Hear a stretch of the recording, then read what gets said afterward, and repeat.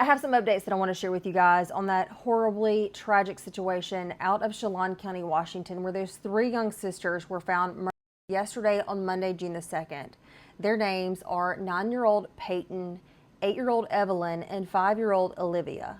Their father, Travis Caleb Decker, is now wanted on 3 counts of first-degree as well as 3 counts of kidnapping, and he's on the run. And I'm going to give you guys a bit more information on Travis's background, but I want to back up and kind of give you guys a picture of exactly what transpired from the point that Travis picked the girls up on Friday, May the 30th until now. A lot of you guys have had a question about how did he have visitation when he was essentially homeless, but in September of 2024, their parenting plan, Travis and Whitney's parenting plan, it was updated, and it was updated mainly due to the fact of Travis's housing situation. Travis did not have overnight visitation. He had daytime visitation hours every other weekend. And according to this document that I'm going to read from, it says that his visitation hours were 5 a.m. to 8 p.m. on Fridays, 11 a.m. to 7 p.m. on Saturdays, and 9 a.m. to 5 p.m. on Sundays. And according to Whitney, according to what Whitney told law enforcement, she and Travis had been married for about 7 years, but they had been divorced or have been divorced for the last several years. She reports that their divorce was civil and that they never had any issues with visitation, that he always would get the children when he was supposed to and return them when he was supposed to. She said that anytime that she would call his cell phone, that she would never have an issue contacting him, but at this time, all the calls were going to voicemail. And so around 9:30 on Friday, about an hour and a half after he was supposed to return the girls, and she attempted to reach him, could not reach him. All calls were going to voicemail. So that is when she goes to the local police station to report the situation.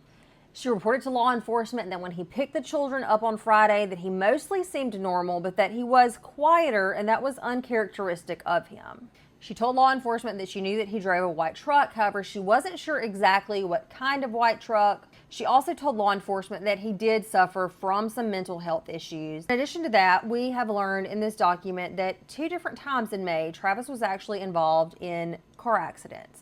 Once on May the 4th, where he left the scene. It's reported that the other vehicle involved did not have any damage, so I'm assuming that situation was not pursued. And then once on May the 27th, where he actually was cited for an infraction. So law enforcement runs his license plate through Flock Safety, and they do have a hit.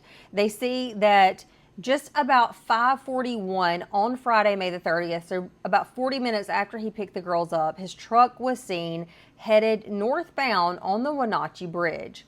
Law enforcement believe that that was just after he picked the girls up. He picks them up and starts heading north. So at this point, law enforcement, they decide that they are going to check hotels and campgrounds in the area because according to Whitney, Travis was essentially homeless, but he would sometimes stay at hotels or stay at campgrounds, and they turn up nothing. This is when an attempt to locate was issued for all Valley agencies, basically to be on the lookout for Decker, his truck, and the 3 girls. So he fails to return them on Friday. His Saturday return time comes and goes, doesn't return them. Whitney's still unable to reach him via cell phone. The girls also had some sort of event over the weekend that they did not attend. So then yesterday, June the 2nd, at that point it was believed that Travis was attempting to permanently withhold the children from Whitney, and that is when a probable cause for his arrest was issued, and that was for custodial interference. They also really ramped up the search on yesterday. They had family, friends, volunteers, law enforcement. Now they were searching basically every area they could think of. Family, friends, law enforcement, volunteers, everyone trying to locate these 3 sisters. And then yesterday, just before 4 p.m., a sheriff's deputy actually located Travis's truck. It was unoccupied, and they began to search the area. After this deputy from Chelan County finds Travis's truck, a lot of law enforcement kind of start to zero in on this area. They have a Homeland Security helicopter, they have SWAT, they also have other law enforcement, and about 75 to 100 yards down a small embankment from the truck is where sadly the bodies of Paityn, Evelyn, and Olivia were located.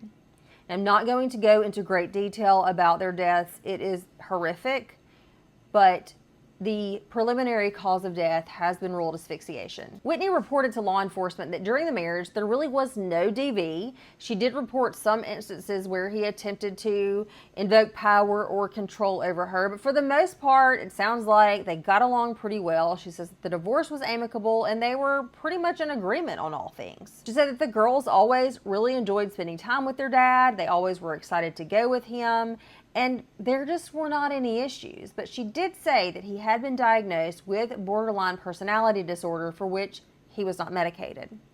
In addition to the changes to his visitation that were issued back in September, in that parenting plan, he was also ordered to have mental health treatment and DV anger management counseling, but he never did. Whitney did tell law enforcement that there were times that they did go camping with him, that the girls did go camping with their father, but that those trips were always planned well in advance, and that they would always leave the home with a bag to take with their items, with their clothing, all the things that they would need for a camping trip with their dad. And she said that when they left on Friday, that they only had the clothes on their back. Now, let's talk a little bit more about Travis. He is on the run. He has not been found, and he has an extensive military history.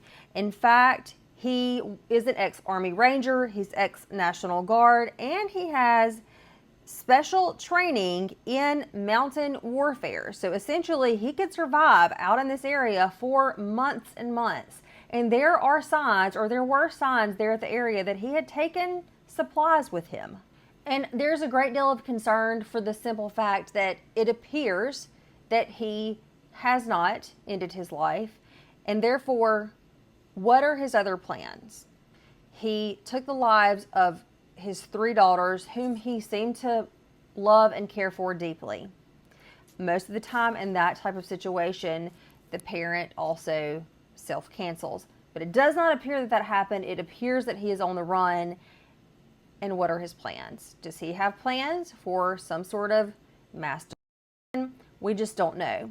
So if you happen to spot him, I'm going to throw in some photos here in this video that show what he could possibly look like if he shaved his head, because we don't know. We don't know, does he still have the ponytail or has he shaved his head? So take a look at all of these photos so that you have a good idea of what he looks like.